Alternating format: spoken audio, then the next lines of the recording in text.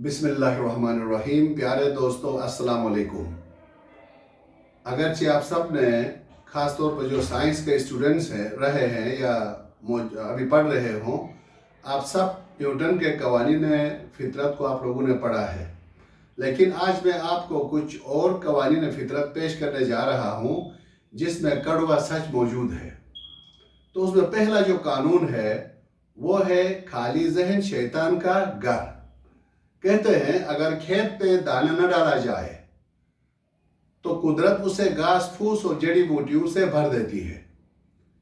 इसी तरह दिमाग को अगर अच्छे फिक्रों और ठोस हक़ाइक़ से न भरा जाए, अहादीस मुबारका और मासूमीन की फरामीन से उस जहन को मुज़य्यन न किया जाए तो वो जहन खाली रहता है और वो शैतान की आमाजगाह बन जाता है। तो इसलिए छोटी उम्र से ही बच्चों को हेल्दी मटेरियल के ज़रिए, डिस्कशंस के ज़रिए, स्पीचेस के ज़रिए उनके अजहान को इंगेज करने की ज़रूरत है। उनके अजहान में खूबसूरत आइडियाज से लेस करने की ज़रूरत है। अदरवाइज शयातीन के जो मवाद है वो उस पर जाएंगे और वो एक मुश्किल पैदा करने वाला शैतान का एजेंट पैदा होगा। और दूसरा फितरी उसूल है, बर्तन में जो डालोगे वही निकलेगा। जिसके पास जो होता है वही बांटता है। खुशमिजाज इंसान खुशियां बांटेगा। इसी तरह से पुरुम्मीद इंसान आपको उम्मीद और यकीन की रोशनी पहुंचा देगा और मायूस इंसान आपको मायूसी और होपलेस बना देगा। इसलिए हमें पुरुम्मीद और जो खुदा पर पूरा यकीन रखते हैं, तवक्कुल रखते हैं, ऐसे उलमा और ऐसे लोगों की हमनशीनी करनी चाहिए ताकि हम हमेशा पॉजिटिव सोचें, ऑप्टिमिस्टिक रहें और अपने आप को मायूसी के गर्दाब से निकाल सकें। इसी तरह से गमज़दा और मायूस इंसान गम और परेशानी बांटते हैं। अच्छा इंसान, नेकोकार इंसान नेकी और अच्छाई बांटता है और खौफजदा इंसान आपको डरा देता है। इसलिए बुज़दिल और कमीना इंसान की सोबत से बचो, क्योंकि वो आपको दूर की चीज़ करीब ला के दिखाएगा और करीब की चीज़ को दूर कर देगा और आपको डरपोक बनाएगा, आपको तवक्कुल और उम्मीद की रोशनी से दूर रखेगा। तो बहुत से लोग आप देख रहे हैं इस वक्त जो खुदकुशियाँ कर रहे हैं, चाहे वो खुदकुशी किसी को मारने के लिए कर रहे हो या अपनी जान ले रहे हो, ये दोनों मायूस लोग हैं। ये दोनों खुदा की उम्मीद से, खुदा के यकीन से, तौहीद से खाली लोग हैं। इस वजह से खुद मायूस है और कुछ कर नहीं पाते हैं, तो या अपने आप को मार देते हैं या दूसरों को मार देते हैं। ऐसे खुदकुशी करने वाले न दुनिया के रहते हैं न आखिरत में रहते हैं। वो दुनिया से भी चले जाते हैं और आखिरत में भी उनको लटका दिया जाता है। और तीसरा कानून है, अपना हाजमा ठीक रखिए।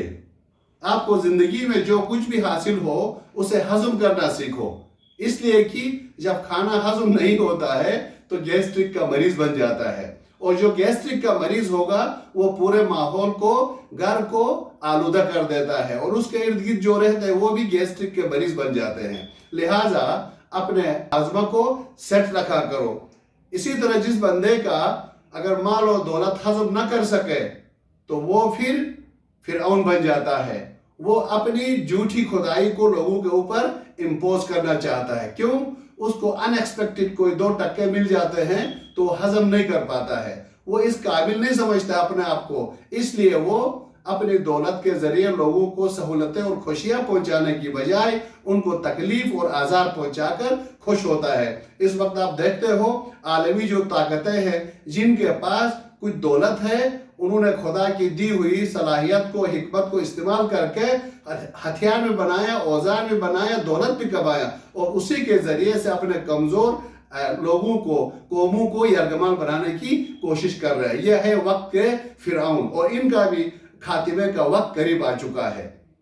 तो मेरे प्यारे दोस्तों, आखिरी जुमला, सबसे खतरनाक, अगर किसी से इल्म हजम न हो, उसकी कैपेसिटी और ज़रब से ज़्यादा हो जाए तो मगरूर बन जाता है, वो मुतकब्बिर हो जाता है, वो शैतान के लाइन में खड़ा हो जाता है, वो दूसरों को हकीर समझने लग जाता है। तो इसलिए आपसे, अपने आप से मैं गुजारिश करूंगा कि हम इल्म को भी अपने ज़र्फ के अंदर, अपने हाजमे के अंदर लेके हजम करें और अपनी माल और दौलत को भी प्रॉपर तरीके से यूटिलाइज करें, خود بھی اپنے ہاضمے کے لیے فائدہ مند پھول بنائیں اور لوگوں کی بھی مدد کرے۔ اللہ تعالی ہم سب کو توفیق دے کہ ہم اپنے علم کو، دولت کو، سوچ کو صحیح یوٹیلائز کرے، اللہ کی دی ہوئی امانتوں کو اس کی خوشنودی کے لیے استعمال کرے، اس کے جو سفرنگ لوگ ہیں ان کی بہتری کے لیے کرتے ہوئے اپنے ملک و قوم کو، دنیا کو ایک جنت کی مثال بنائے۔ والسلام علیکم ورحمۃ اللہ وبرکاتہ۔